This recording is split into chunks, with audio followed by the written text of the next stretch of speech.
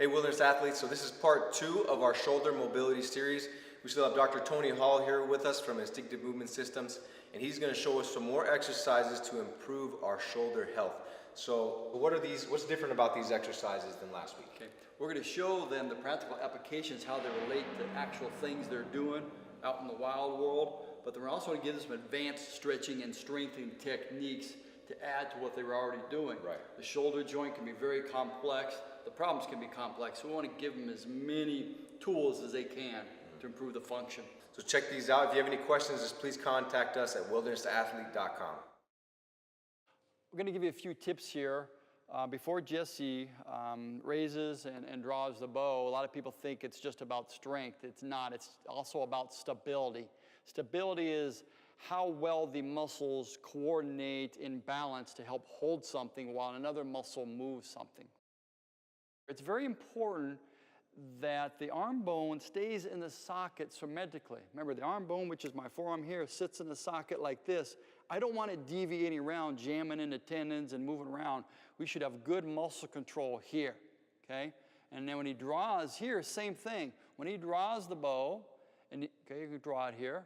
I want good coordination of all the muscles of the shoulder blade and the arms, okay? Now go ahead and release it, okay?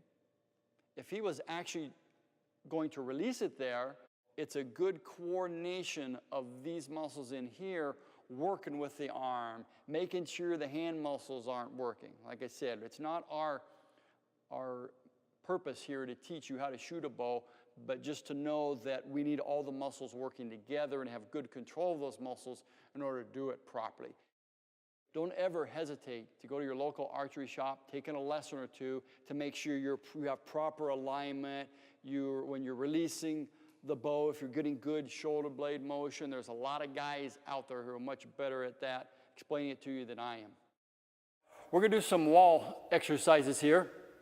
It's not necessarily just for the shoulder, but for the whole, what we call upper quarter, the chest, shoulder blades, back, everything. So Jesse, let's go ahead and have you put your arms up. Okay, now make sure he doesn't go too high here. I don't want any pain in the shoulder, okay? So I'm going to have his turn his thumbs up. So he's what we call externally rotating the arms. Comfortable. Don't make it painful, but go as far as you comfortably can. Now he's going to just firmly push his whole shoulders, elbows, wrist, hands up against the wall for at least 10 seconds.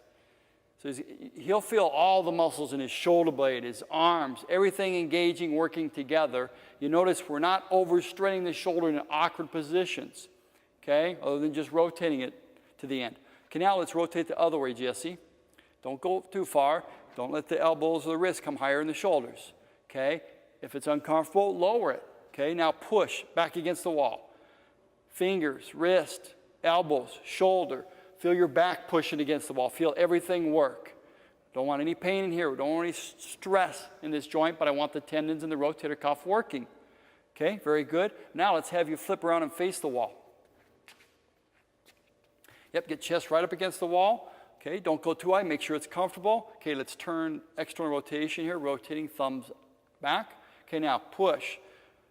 Feel your chest touching, elbows pushing, wrist, fingers, everything pushing, all the muscles here working together, squeezing. No pain in the shoulders again. Okay, now let's reverse it. Okay, so we'll call it kind of knife edge here. Push the thumbs, push the wrist, push the elbow, push the shoulder, squeeze here, squeeze everywhere. Keep breathing, good posture. Don't strain the low back. Hold for 10 seconds and relax. Okay. Very good, Jesse. So just like the other exercise, I might have him do 3 sets, hold for 10 seconds. He might work himself up a little longer, more endurance. If you're a very competitive shooter or you're shooting a heavy poundage bow, you might want to push harder, go a little bit longer. Everybody's a little bit different. These are just general guidelines. Just remember, no pain in the shoulder joint or cuff. No pain, no gain. Hey guys, thanks for watching. I hope you enjoyed this. If you have any questions, please contact us at wildernessathlete.com.